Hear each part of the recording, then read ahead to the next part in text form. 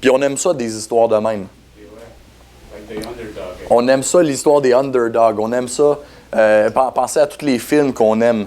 Moi, je pense, j'aime beaucoup Le Seigneur des Anneaux. Je pense à ça. Tu sais, on voit, c'est le petit bonhomme personne ne lui donne une chance de réussir sa mission, puis il passe proche de mourir en chemin, mais il finit par vaincre tous les méchants.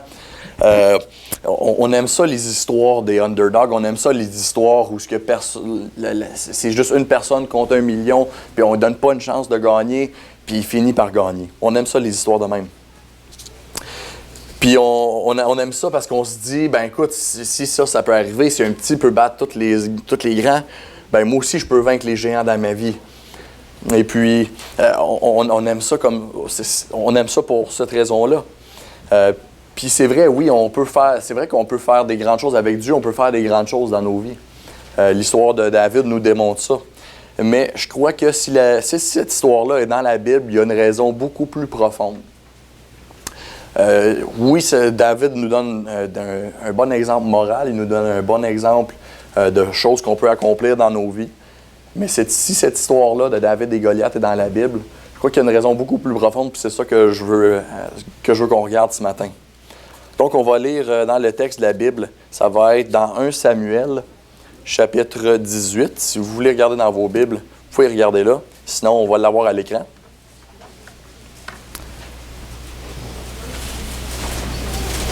« 1 Samuel, chapitre 18. » Donc, on lit. « Les Philistins réunirent leurs troupes pour faire la guerre et ils se rassemblèrent à Soko, ville qui appartient à Juda. Ils installèrent leur camp entre Soko et Azekah, à Éphès-Damim. » 17, excusez-moi, chapitre 17. 1 Samuel 17. Désolé. Donc, verset 3. Les Philistins se tenaient sur une montagne et Israël sur celle d'en face. La vallée les séparait. Un homme sortit alors du camp des Philistins et s'avança entre les deux armées. Il s'appelait Goliath, venait de Gath et mesurait environ 3 mètres. Il avait sur la tête un casque en bronze et il portait une cuirasse à écailles en bronze qui pesait près de 60 kilos ou 126 livres. Il avait des jambières en bronze et il tenait un javelot en bronze en bandoulière. Le bois de sa lance avait la grosseur d'un cylindre de métier à tisser et la lance en fer pesait 7 kilos ou 15 livres. Celui qui portait son bouclier marchait devant lui. Et maintenant, je sais qu'on connaît l'histoire, mais essayez de penser à comment que les Israélites devaient se sentir à ce moment-là. Goliath, c'était un ami qui était pratiquement invincible. Si vous étiez, imaginez vous êtes les Israélites, là, vous êtes prêts à partir en guerre, et puis là, vous avez peut-être un peu peur, mais vous êtes prêts, puis vous êtes avec vos camarades, puis là, OK, on va aller se battre. Puis là, il sort Goliath. Puis là, écoute, premièrement, même son nom était peurant, là. Goliath. C'était peurant comme nom. Puis là, imaginez-vous, vous prendriez comment pour le battre, Goliath? Vous le voyez sortir, comment est-ce que vous allez faire pour le battre? Premièrement, il n'y a pas question d'aller le frapper avec une flèche. De tirer à l'arc puis de le frapper avec une flèche. Il y a une armure de 126 livres. On dit que vous ne pesez même pas ça, 126 livres. Donc, il semblait que le seul moyen de le battre, c'était au combat à main. C'était avec un épée ou quelque chose. Alors, soit dit en passant, dans les chapitres précédents, on apprend qu'il n'y avait pratiquement personne de l'armée d'Israël qui avait une épée. Pratiquement personne. Il y avait juste Saül, le roi, et son fils, Jonathan. C'était les deux seuls qui avaient une épée dans toute la gang. Le reste, probablement des bâtons, probablement leurs poings. C'était probablement assez brutal comme combat. Mais imaginez-vous, il y a Goliath, puis vous arrivez là avec un bâton devant lui, ça va aller mal. Et puis là, même si mettons, Saül, il est bien gentil, puis il te passe son épée, là, c'est pas fini, là. Mettons, tu as une épée dans la main, il faut que tu ailles battre Goliath. Là, premièrement, comment est-ce que tu vas faire? Bien, premièrement, sa portée est incroyable. Le Goliath mesure 9 pieds, au-dessus de 9 pieds. Imaginez-vous la longueur de ses bras.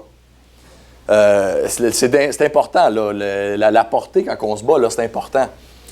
Si moi, je suis assez grand, je mesure 6 pieds 1. Moi, si on met un épée au bout de mon bras, j'ai une bonne portée, je suis capable d'aller soigner. Là. Si quelqu'un qui est plus petit, avec une petite épée, il essaie de venir me battre, moi, je suis capable d'aller le ramasser bien avant que lui puisse venir me toucher. C'est normal. Donc, moi, j'ai un avantage. Mais contre Goliath, il n'y a pas personne qui a d'avantage de la portée. Lui, là, il donne un swing avec son épée. C'est fini, là.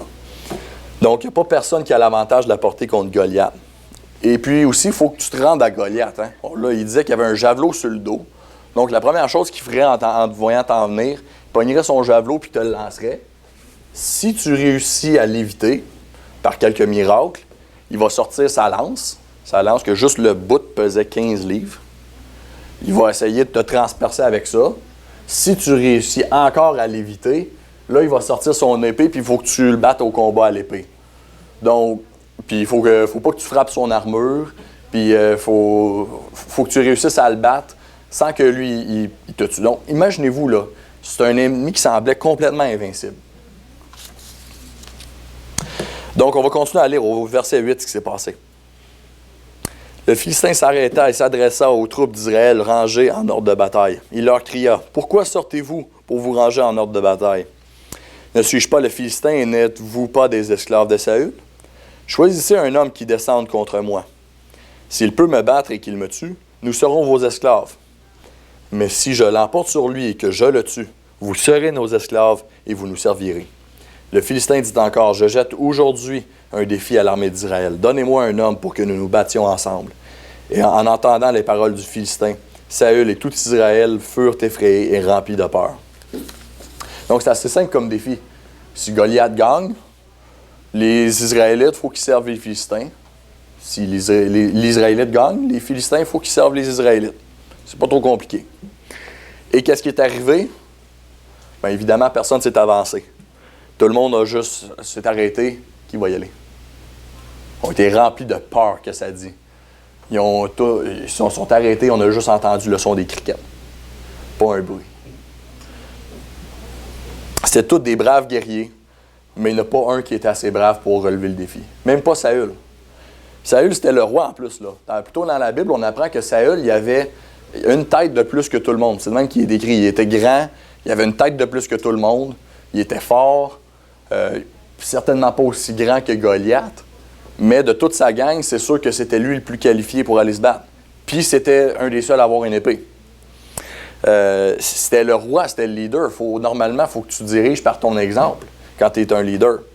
Ça me fait penser à un épisode de Star Trek où il y a le capitaine, le monde de son équipage se rend compte qu'il a souvent peur, mais qu'il fait semblant d'avoir courage pour inspirer ces gens. Puis c'est ce qu'il dit. Il a dit, un capitaine doit parfois donner l'impression d'être courageux. Puis c'est vrai, un leader doit donner l'impression, même si tu as peur, il faut que tu donnes l'impression d'être courageux. C'est pas ce que Saül a fait. Saül, lui, il s'est caché, il a eu peur. Puis personne d'autre s'est avancé pendant 40 jours. 40 jours que Goliath il a sorti matin et soir. Ça fait 80 fois qu'il est sorti. Et personne s'est avancé. Personne n'a eu confiance que Dieu allait leur donner la victoire. Dieu leur a donné le temps de se manifester. 40 jours. Puis après ça, Dieu a dit, OK, c'est beau. 40 jours, il n'y en a pas un qui s'avance. C'est le temps de faire la grande entrée en scène pour le prochain roi. Et c'est là qu'on va rencontrer David dans l'histoire.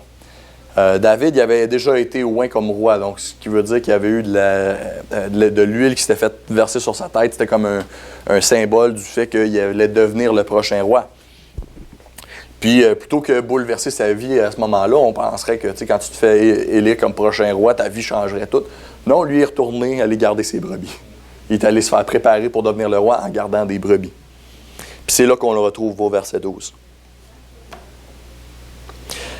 Or, David était le fils de l'Éphrasien de Bethléem en Juda, nommé Isaïe, qui avait 8 fils. À l'époque de Saül, cet homme était vieux d'un âge avancé. Les 3 fils aînés d'Isaïe avaient suivi Saül à la guerre. Voici le nom de ces 3 fils partis pour la guerre. Éliab l'aîné, Abinadab le deuxième et Shamma le troisième. David était le plus jeune, et les 3 aînés avaient suivi Saül. Quant à David, il faisait le va-et-vient quittant Saül pour garder les brebis de son père à Bethléem. Soit dit en passant, à ce moment-ci dans l'histoire, on croit que David avait maximum 15 ans. Maximum. Probablement même moins. Pourquoi je dis ça? C'est parce que dans ce temps-là, ça prenait environ 20 ans pour aller à la guerre. Donc, si on fait des mathématiques rapides, si le troisième fils d'Isaïe avait 20 ans, puis on peut s'attendre que c'était parce que les 5 autres n'étaient pas assez vieux pour aller à la guerre. Donc, si le troisième a 20 ans, ça veut dire que le quatrième a 19, maximum 19. Le cinquième a maximum 18. Le sixième a maximum 17. Le septième a maximum 16. Et David a maximum 15 ans. Et ça, c'est évidemment, c'est si sa mère est en train de pondre un enfant par année, ce qui est assez productif. Et ça, c'est s'il n'y a pas de fille entre les deux, parce qu'il aurait pu avoir des sœurs là-dedans. Donc, c'est pour ça que je dis David, il a maximum, gros maximum 15 ans. Il aurait pu facilement avoir 12, 13, 14. Donc, David, c'est pas nécessairement un tout petit garçon. J'ai déjà vu certaines illustrations qui montrent David comme un petit gars de 7 ans. Probablement pas. Mais c'était certainement pas un adulte non plus. Il avait peut-être même pas commencé à se raser. Donc, verset 16, on continue. Le Philistin s'avançait matin et soir, et il se présenta ainsi pendant 40 jours. Isaïe dit à son fils David, « Prends pour tes frères cette mesure de grains rôtis et ces 10 pains. Et cours au camp vers tes frères. Porte aussi ces 10 fromages au chef de leur millier. Tu verras si tes frères se portent bien, tu m'en apporteras une preuve de leur part. Ils sont avec Saül et tous les hommes d'Israël dans la vallée d'Éla et ils font la guerre aux Philistins. David se leva au bon matin et il laissa les brebis à un gardien, prit ses affaires et partit, comme Isaïe le lui avait ordonné. » Remarquez ça, comment que David a bien obéi à son père. Son père lui a donné l'ordre de quitter la maison, le confort de la maison familiale pour partir en mission. Et David l'a fait en parfaite obéissance. Et on continue. Lorsqu'il arriva au camp, l'armée était en marche pour se ranger en ordre de bataille et poussait des cris de guerre. Les Israélites et les Philistins se mirent en ordre de bataille, armée contre armée. David confia les affaires qu'il transportait aux gardiens du matériel et courut vers les rangs de l'armée. Aussitôt arrivé, il demanda à ses frères comment ils allaient. Ils étaient en train de parler avec eux lorsque le Philistin de Gath, nommé Goliath, s'avança entre les deux armées, hors des rangs des Philistins. Il tint les mêmes discours que les autres fois et David les entendit. À la vue de cet homme, tous les Israélites prirent la fuite et furent remplis de peur. Chacun disait, « Avez-vous vu s'avancer cet homme? C'est pour jeter un défi à Israël qui s'est avancé. Si quelqu'un le tue, le roi le comblera de richesses. Il lui donnera sa fille, il libérera sa famille de tout impôt en Israël. » David demanda aux hommes qui se trouvaient près de lui, « Que fera-t-on pour celui qui tuera ce Philistin et qui écartera la honte d'Israël? Qui est donc ce Philistin, cet incirconcis, pour insulter l'armée du Dieu vivant? » Le peuple répéta les mêmes choses en précisant, « Voilà comment l'on agira pour celui qui le tuera. » Et je ne sais pas si vous remarquez, mais pour David, quand il regarde Goliath, ce qu'il voit, ce n'est pas la grandeur, ce n'est pas les armes, ce n'est pas l'armure, ce n'est pas la portée de son bras. Ce qu'il voit, c'est tout simplement un homme qui fait des menaces, qui n'a pas les promesses de Dieu. Et un homme qui ne devrait vraiment pas être en train de faire des menaces au peuple de Dieu. Vu au verset 28, Éliab, le frère aîné de David, l'avait entendu parler à ses hommes et il fut enflammé de colère contre lui. Il dit, « Pourquoi es-tu descendu ici et à qui as-tu laissé ton petit troupeau dans le désert? » On sent là la condescendance dans sa voix, là. Ton petit troupeau. Je connais ton orgueil et la méchanceté de ton cœur. C'est pour voir la bataille que tu es descendu. David répondit, « Qu'ai-je donc fait? N'ai-je pas le droit de m'exprimer? » Il se détourna de lui pour s'adresser à un autre et posa les mêmes questions. Le peuple lui répondit comme la première fois. Donc, on voit ici que même les propres frères de David ne croyaient pas en lui. Son frère Éliab, juste à l'entendre parler, s'est mis en colère. Il était probablement jaloux du fait que David allait devenir le prochain roi. Il ne voulait pas que son petit frère vienne le voir et lui dise quoi faire. Je peux comprendre ça. J'ai 3 grands frères. Je sais comment que c'est quand que le petit frère est capable de faire de quoi mieux que les grands frères. Je me souviens quand j'ai commencé, j'ai toujours joué au football avec mes frères. Puis je me souviens de la première fois que quand j'ai commencé à devenir plus grand puis plus rapide, la première fois que j'ai battu mes frères, puis c'était moi puis mon père contre mes deux grands frères. Mon père a une plaque dans la jambe, donc il n'est pas super mobile. Puis je me souviens qu'on les a battus, on les a plantés, c'était de toute beauté. Puis, vous pouvez vous imaginer, là, mes frères, un de mes frères surtout, à quel point que à quel d'autres les excuses qui ont pu sortir de sa bouche, c'était vraiment drôle. Mais c'est de même avec des frères. Souvent, un grand frère, ça n'aime pas ça quand le petit frère est capable de faire de quoi de mieux. Un grand frère, ça n'aime pas ça quand le petit frère vient lui dire quoi faire. Donc c'était un peu comme ça dans la famille à David. Ses grands frères étaient jaloux, ils ne voulaient pas qu'il vienne lui... Voyons donc, t'es le petit frère, tu ne peux pas venir nous dire quoi faire, David. Puis ils se sont mis à juger ses motifs aussi. Son grand frère lui a dit, t'es juste venu pour voir la bataille, t'es irresponsable, qui t'a laissé ton troupeau? Puis pourquoi t'es venu? Ils se sont trompés sur toute la ligne. Premièrement, David n'était pas venu juste pour voir la bataille, il était venu parce que son père lui avait donné l'ordre. Il disait qu'il était irresponsable parce qu'il avait laissé son troupeau sans surveillance, mais non, on l'a déjà vu, il a laissé son troupeau avec un gardien. Puis il n'était pas venu juste pour voir la bataille, il était venu pour livrer la bataille. Et au verset 31, après avoir entendu les paroles prononcées par David, on les répéta à Saül qui le fit venir. David dit à Saül, que personne ne se décourage à cause de ce Philistin. Moi, ton serviteur, j'irai me battre contre lui. Saül dit à David, tu ne peux pas aller te battre contre ce Philistin, tu n'es qu'un enfant, alors que lui, il est un homme de guerre depuis sa jeunesse. David dit à Saül, ton serviteur gardait les brebis de son père. Quand un lion ou un ours venait pour en enlever une du troupeau, je courais après lui, je le frappais et j'arrachais la brebis de sa gueule. S'il m'attaquait, je l'attrapais par la gorge, je le frappais et je le tuais. C'est ainsi que ton serviteur a frappé le lion et l'ours. Et ce sera aussi le sort du Philistin, de cet incirconcis, car il a insulté l'armée du Dieu vivant. David ajouta, « L'Éternel m'a délivré de la griffe du lion et de la patte de l'ours. Il me délivrera aussi de ces Philistins. » J'aime beaucoup la foi que David a montrée. Pour lui, c'était juste automatique. Il est arrivé au campement, il a vu un géant lancer des insultes. Il a dit, bon, qui va aller le tuer? Lui, il est en train de nous insulter. Là, il regarde autour de lui.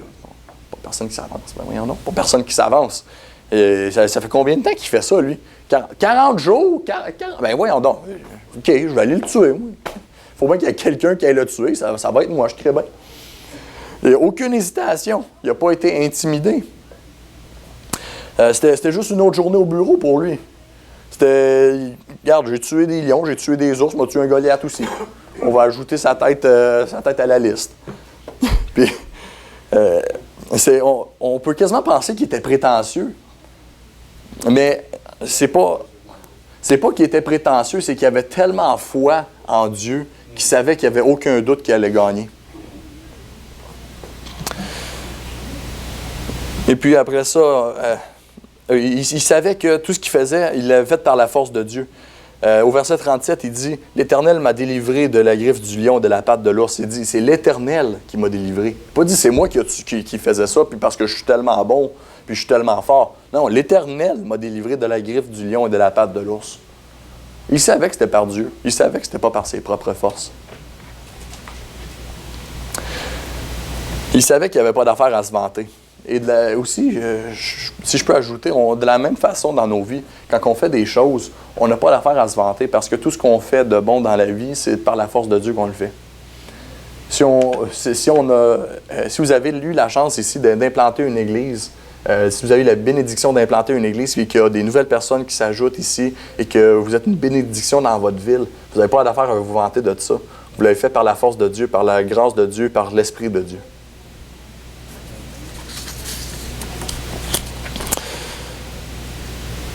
Et puis aussi, ce qu'on voit, c'est Saül. dans son cours dans l'histoire. Saül lui dit, voyons donc David, tu peux pas faire ça. L'image qui me vient en tête, c'est toujours une scène dans les VeggieTales. Si vous avez déjà, si vous savez pas c'est quoi, c'est des histoires de la Bible qui sont jouées par des légumes. C'est vraiment, c'est très très drôle. Puis quand ils ont fait cette histoire-là, la scène quand que le petit David il dit, moi je vais aller me battre contre Goliath, là, le gars qui joue Saül, il est en train de boire puis il fait puis, voyons donc David, tu peux pas aller te battre contre Goliath. Puis la face qu'il fait, c'est tellement drôle. Mais bon, là, David, il dit, voyons donc, David, tu vas perdre. Tu sais, t'es courageux, je le vois, t'es fort pour ton âge, oui, je te l'accorde. Mais écoute, Goliath, quand même, t'es tout petit à côté. Puis ça me fait penser un peu au Seigneur des Anneaux, dans une scène là-dedans où il y a un des petits hobbits, il est grand de même, il s'en va se battre. Et puis là, il est en train, il a sa petite épée, puis il est tout courageux. Puis un des grands guerriers qui dit « Je ne doute pas de son courage, mais de la portée de son bras. » On peut s'imaginer que Saül a probablement dit de quoi de même. Écoute, David, je doute pas de ton courage, c'est la portée de ton bras que je doute. T'es grand, t'es fort pour ton âge, mais écoute, Goliath, tu peux pas le battre. Ça dit, Saül dit à David, « Vas-y donc et que l'Éternel soit avec toi. » Saül fit enfiler sa tenue à David. Il plaça sur sa tête un casque en bronze et le revêtit d'une cuirasse. David mit l'épée de Saül par-dessus ses habits et voulut marcher, car il n'avait encore jamais essayé. Mais il dit à Saül, « Je ne peux pas marcher avec cette armure, je n'y suis pas habitué. » Et il s'en débarrassa. Il prit en main son bâton, et puis il choisit dans le torrent 5 pierres lisses et les mit dans sa gibecière de berger et dans sa poche. Enfin, sa fronde à la main, il s'avança contre le Philistin. Et ça me fait un peu... Je comprends pas ce bout-là, je comprends pas la réaction de Saül d'avoir fait ça. Personnellement, j'aime à penser que si j'étais à la place de Saül, c'est pas de même que j'aurais réagi. Ça me fait penser à une fois où, quand j'étais adolescent, il y avait une madame de l'église qui m'avait demandé de tondre le gazon. Une madame que vous connaissez bien, c'était Ellen Vergent. Elle m'avait demandé, là, peux-tu tondre le gazon? Là, à vrai dire, c'était l'autre côté de la rue de l'église. Puis là, parce qu'il y avait un gros événement à l'église ce soir-là. Puis moi, l'adolescent, à l'âge que j'étais, ça ne me tentait pas. Puis là, j'essayais, je me suis mis à m'assiner avec. Je dis non, le gazon n'a pas besoin d'être fait. C'est pas si long que ça. Il y a juste quelques petits pissenlits, c'est pas si pire. Puis là, Hélène, elle a arrêté d'argumenter. Elle a pris la tondeuse, elle l'a partie, puis elle s'est mise à pousser ça. Et puis là, moi, j'étais à côté, puis là, là, je la regardais faire. Et puis là, ça a pris environ 30 secondes. Puis j'ai été la voir, j'ai dit, laisse faire, là, OK, c'est beau. T'as prouvé ton point, j'ai pris la tondeuse, puis j'ai fait le reste. Puis moi, ce qui m'a frappé à ce moment-là, c'était, écoute, j'étais un adolescent, j'étais en pleine forme. Ellen Vergent, bon, c'était certainement pas une petite vieille madame, mais certainement, elle était plus... elle n'était pas aussi en forme que moi, évidemment, là. J'étais en beaucoup meilleure forme qu'elle, j'étais beaucoup plus qualifié pour passer la tondeuse qu'elle. Puis là, de la voir faire la job que moi, j'aurais dû faire, j'ai dit, OK, arrête, là, je vais le faire. Puis, vous vous imaginez, là, j'en ai pas large après ça, là, j'étais pas fier de moi. Puis, j'aime à penser que si j'étais à la place de Saül, c'est un peu de même que j'aurais réagi. Tu vois David, le petit bonhomme, qui n'est pas qualifié pantoute pour aller se battre contre Goliath, à sa place, j'aime à penser que j'aurais dit, OK, écoute David, c'est beau. Je suis content que tu es assez courageux pour y aller, mais c'est moi qui est plus qualifié pour aller me battre, je vais y aller. Saül, ça aurait dû être sa réaction. Il aurait dû dire, écoute David, c'est moi que l'armure, elle me fait à moi. L'épée est à moi. Je vais y aller, moi. Donne-moi la tondeuse, je vais la passer. Mais c'est pas ce qu'il a fait. Quelle poule mouillée. Il a passé son armure, il a passé son épée. Puis, vas-y, David. Puis David, lui, de l'autre côté, il a laissé faire l'armure, l'épée. Il dit, ah, ça me fait pas, ça marche pas. Il a juste pris son bâton, sa fronde et sa foi en Dieu. Il est allé chercher une coupe de roches. Puis ça, ce ne serait pas nécessairement des petits cailloux. Dans cette vallée-là, il paraîtrait que les pierres qu'on retrouve dans cette vallée-là et les pierres qu'on servait dans ce temps-là, c'est à peu près la grosseur d'une balle de baseball. Donc, une balle de softball plutôt.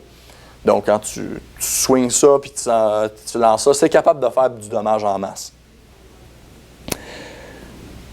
Donc, David, c'est juste avec ça qu'il est allé se battre contre Goliath. Et verset 41. Le Philistin s'approcha peu à peu de David, et l'homme qui portait son bouclier marchait devant lui. Le Philistin regarda David, et lorsqu'il l'aperçut, il le méprisa, car il ne vit en lui qu'un enfant roux à la belle apparence. Le Philistin dit à David, « Suis-je un chien pour que tu viennes à moi avec des bâtons? » Après l'avoir maudit par ses dieux, il ajouta, « Viens vers moi que je donne ta chair à manger aux oiseaux du ciel et aux bêtes des champs. » Et vous comprendrez la réaction de Goliath. Il s'attendait à ce qu'éventuellement, il y ait quelqu'un qui s'approche, mais il ne s'attendait pas que ce soit quelqu'un du style de David. Il s'attendait probablement à ce que le jour qu'il allait avoir quelqu'un qui allait s'avancer, que ce soit un gros guerrier, musclé, fort, avec une grosse armure, des cicatrices. Mais non, ce qui s'avance, c'est un petit bonhomme, tout cute, qui est roux, puis il est tout beau, puis il est jeune, puis il a un bâton, puis une fronde. Tu sais, faut quasiment comprendre, Goliath, il dit, écoutez, là, moi j'ai demandé, envoyez-moi un homme, puis vous m'envoyez Justin Bieber, quasiment, là. Tu sais, il est tout cute. Puis, fait qu'il l'a maudit par ses dieux. Et David, lui, sa réaction, il a dit, David dit aux Philistins, tu marches contre moi avec l'épée, la lance et le javelot. Moi, je marche contre toi au nom de l'Éternel, le Maître de l'univers, au nom du Dieu de l'armée d'Israël que tu as insulté. Aujourd'hui, l'Éternel va te livrer entre mes mains, et je t'abattrai et je te couperai la tête.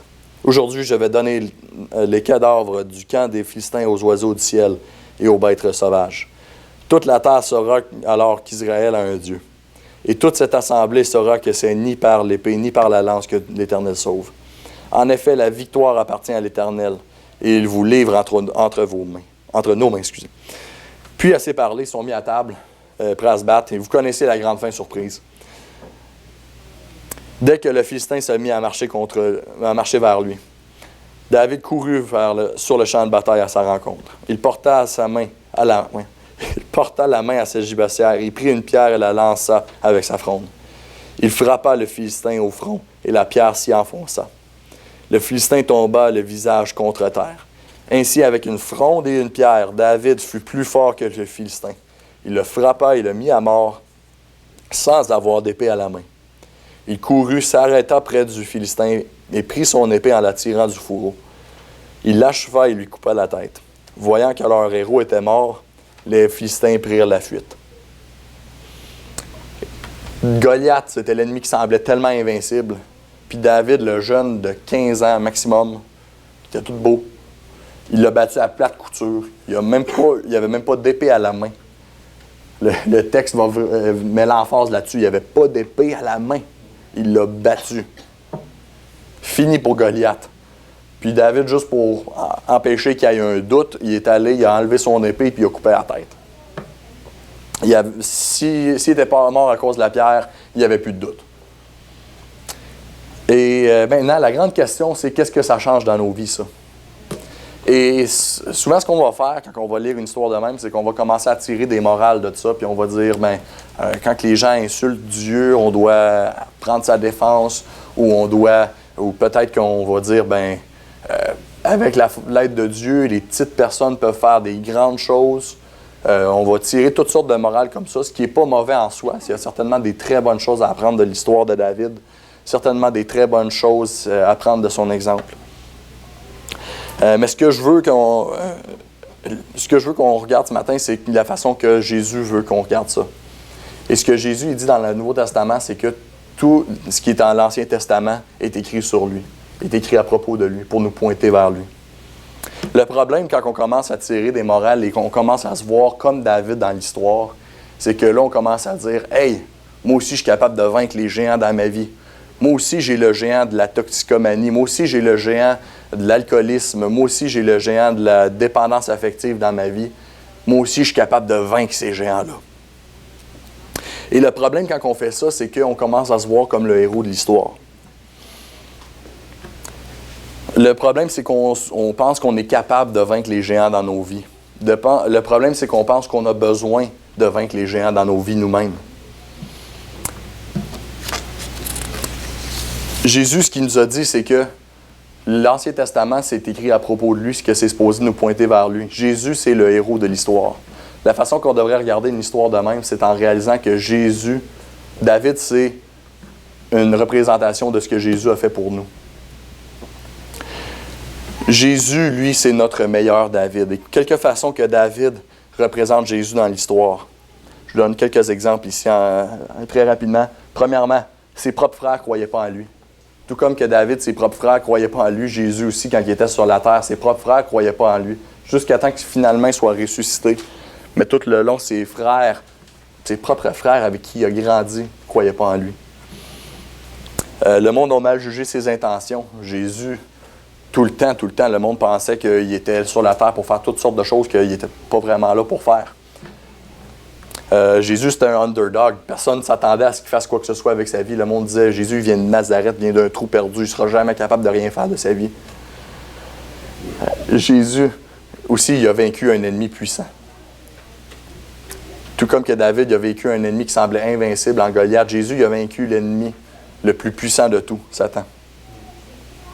Un autre parallèle. Jésus il a quitté le confort de la maison en obéissance à son Père. Dieu a envoyé Jésus sur la terre en mission. Pareil comme David qui a quitté le confort de la maison familiale pour aller en mission en obéissance à son Père. Jésus, c'est ce qu'il a fait aussi. Il a bien représenté et défendu le nom de Dieu. Qui a mieux fait ça que Jésus? Il a tout fait par l'Esprit de Dieu en lui. Il a sauvé son peuple. Et il a utilisé l'arme de l'ennemi contre lui. David, quand il est allé voir, quand il a battu Goliath, il est allé prendre son épée et il est allé lui couper la tête. Il a pris la propre arme de son ennemi, il s'en est servi contre lui. De la même façon, Jésus, lui, a aussi utilisé l'arme de l'ennemi contre lui.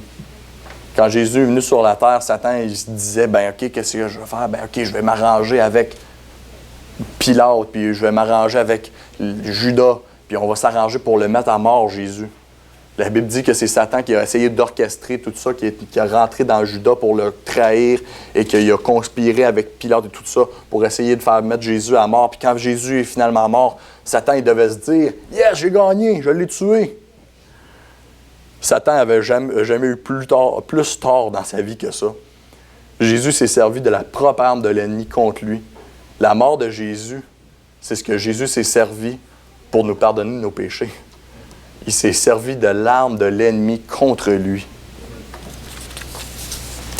Donc non, on ne peut pas vaincre les géants dans nos vies. On ne peut pas vaincre par nous-mêmes le géant de la toxicomanie, de la pornographie ou peu importe. Mais c'est correct parce que Jésus a déjà vaincu ces géants-là. On n'a pas besoin de vaincre les géants. Jésus les a déjà vaincus. C'est ça le problème de se voir comme David dans l'histoire. C'est que ça nous donne l'impression qu'on a quelque chose à faire. Mais Jésus a déjà tout fait. Jésus il a vaincu le plus grand géant de tout, Satan, quand il est mort sur la croix pour nos péchés. Nous, tout ce qui nous reste à faire maintenant, c'est de croire en lui, de placer notre foi en lui, au fait qu'il a fait ça pour nous sauver de nos péchés. Voyez-vous pas comme David dans l'histoire, voyez-vous pas comme Goliath non plus. Vous voyez-vous comme un des Israélites dans l'histoire. Un des Israélites qui a peur, qui est caché dans son coin, mais qu'à la fin de la bataille, il peut pleinement profiter de la victoire que son Sauveur lui a donnée. On n'a plus rien à faire. On peut s'asseoir, on peut relaxer, on peut regarder Jésus gagner la victoire.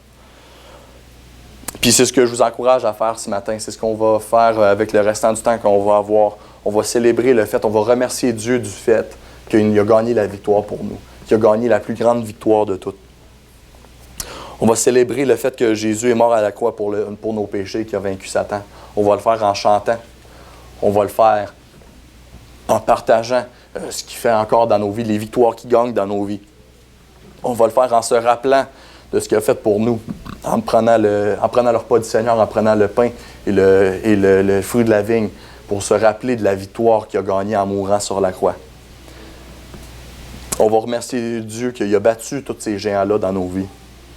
Remerciez Dieu tout au long de la semaine pour ce qu'il a fait dans vos vies. Quand vous priez à Dieu, dites-lui pas « Seigneur, aide-moi à vaincre ce géant-là ».